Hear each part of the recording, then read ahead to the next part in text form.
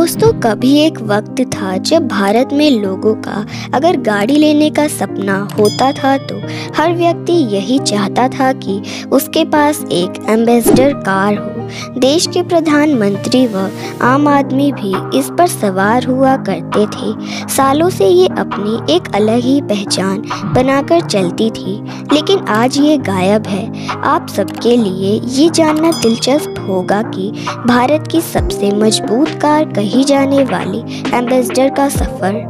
Ambassador गाड़ी की जो सबसे खास बात थी वह यही थी कि ये पूरी तरह से भारत में बनाई गई थी। हिंदुस्तान मोटर्स ने एम्बेसडर को मॉरिस ऑक्सफोर्ड सीरीज़ की एक गाड़ी को देखने के बाद बनाने के बारे में सोचा था। मॉरिस की वह गाड़ी सिर्फ और सिर्फ अमीरों के लिए ही थी। हिंदुस्तान मोटर्स चाहती थी कि वह एक ऐसी गाड़ी बनाए जिसे भारत में आम लोग भी अफोर्ड कर सके। इसके बाद 1954 में हिंदुस्तान मोटर्स ने एम्बेसडर कार बनाने का काम शुरू कर दिया था। वह नहीं चाहते थे कि इस गाड़ी में कुछ भी विदेशी हो। कड़ी मेहनत के बाद 1957 में पहली बार एम्बेसडर ने भारत की सड़कों पर अपना सफ़र शुरू किया था। किसी को नहीं पता था कि ये गाड़ी आते ही इस तरह धूम मचा देगी। इसमें हिंदुस्तान मोटर्स का 1478 सीसी का इंजन लगा हुआ था। गाड़ी बहुत ही मजबूत थी और उसके अंदर स्पेस भी बहुत थी। भारत की सड़कों के लिए ये बहुत ही कारगर साबित हो रही थी।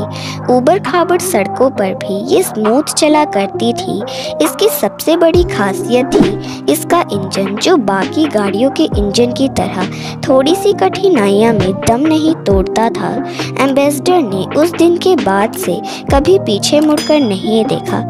हर गुजरते दिन के साथ इस गाड़ी का नाम लोगों की ज़बान पर लोकप्रिय होता जा रहा था। देखते ही देखते ये सबकी पसंद बन गई थी।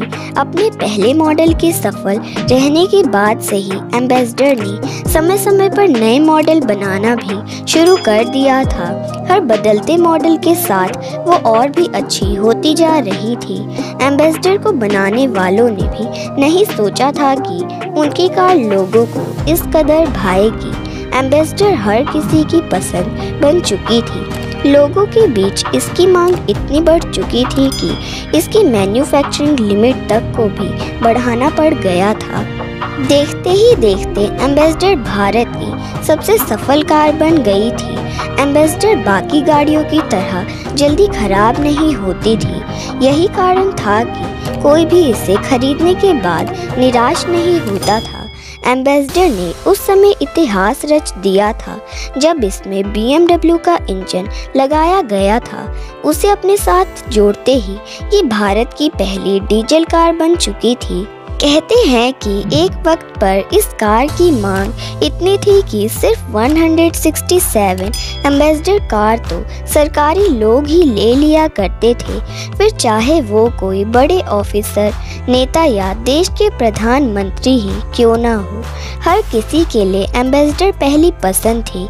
सेफ्टी और कंफर्ट के मामले में उन्हें इससे अच्छी कोई गाड़ी नहीं दिखाई देती थी। लोग एम्बेसडर के पीछे बिल्कुल पागल थे। कहते हैं कि 1984 में एम्बेसडर की इतनी मांग थी कि लगभग 1 लाख गाड़ियों को बनाया गया था।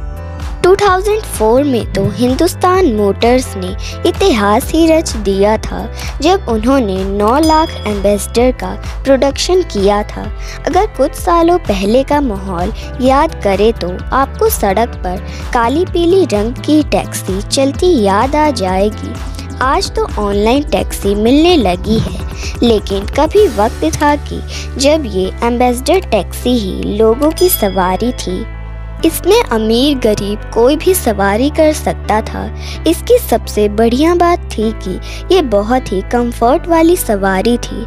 कम पैसों में आप लंबा सफ़र कर सकते थे। एम्बेसडर भारत की सबसे लंबी चलने वाली कार थी। सालों से अपने एक ही डिज़ाइन के साथ ये लोगों के सामने आती रही थी। किसी को नहीं पता था कि एक दिन ऐसा भी आएगा कि इस गाड़ी को लोग पूछना भी बंद कर देंगे। लेकिन ये तो नेचर का नियम है, जो आया है वो जाएगा, जो नया है वो कल पुराना भी होगा। अपने पुराने डिज़ाइन पर ही बने रहना एम्बेसडर के लिए असली परेशानी बन बैठा था। बदलते वक्त के साथ लोगों ने भी अपनी सोच बदलनी शुरू कर दी और एम्बेसडर पर कोई नज़र भी नहीं डाल रहा था। आखिर में धीरे धीरे इसकी मांग कम होने लगी थी। प्रोडक्शन आधे से भी कम हो चुका था। अब एम्बेसडर में पहले जैसा चार्म नहीं रह गया था।